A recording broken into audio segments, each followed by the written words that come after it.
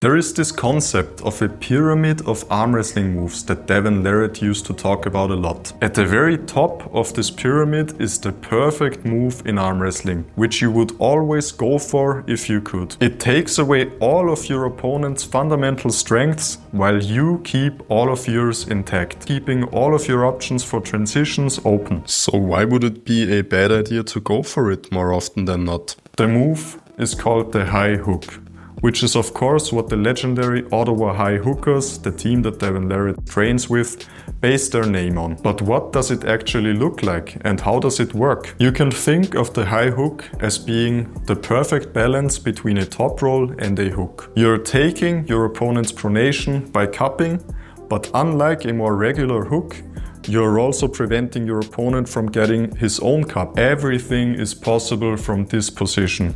You could roll all the way out, you could come deeper inside the hook, you could stay right there because it's a more efficient position and you can bleed your opponent out. But if it is such a perfect move, why are there even other moves? And why is anybody doing them? That's because the high hook can only be done if you're at least as strong as your opponent in all of the fundamental areas, which is of course not always the case. And if you still try to go for it and refuse to give up any of your fundamentals, the result will be a quick flash pin for your opponent. Maybe if you can't take your opponent's pronation, you can still take their wrist, so you go for a top roll without trying to wrist curl as much. If they are also top rolling, your best choice is a posting top roll that tries to defeat their riser with yours. If they are going for an inside move, counter them with a low hand top roll to block them from getting their wrist curled in through their bottom two fingers. You also can't match your opponent's center table side pressure.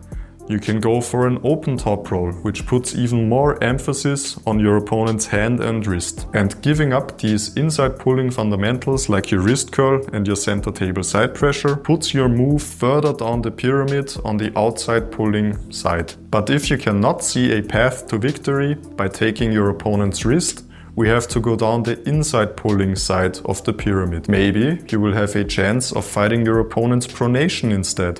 So you go for a hook.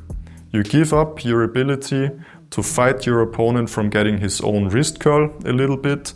You drop your own pronation to secure your own wrist curl. The dragging style hook is still mostly a pulling movement and your opponent might still feel his wrist being under a little bit of pressure, especially towards the end of the motion. Even lower would be a press, where you're basically only coming forward and your opponent has almost zero pressure on his wrist. And between these two inside moves is the pushing or driving hook.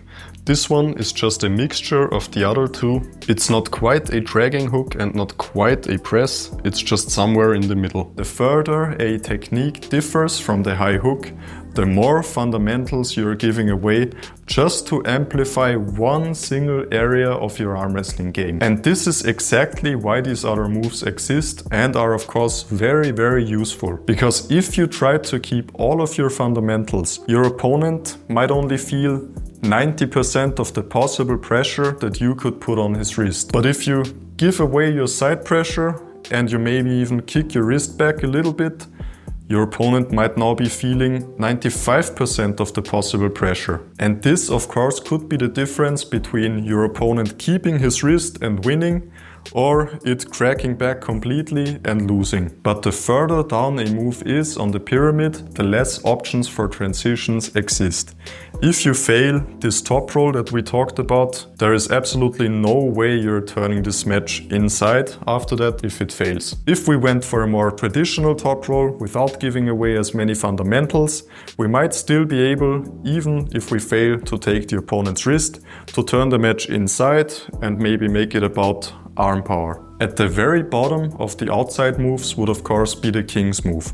Here you're giving away almost everything. Your elbow flexion, your side pressure, your shoulder angle, even your wrist, everything in an attempt to crack your opponent's wrist. When choosing a move before a match starts, you have to find out where your opponent is vulnerable and just how much you have to give away in order to expose that weak point. And then when the match stops, what you're trying to do in most cases is to get back to this optimal high hook position by getting back all of the fundamentals that you initially had to give away.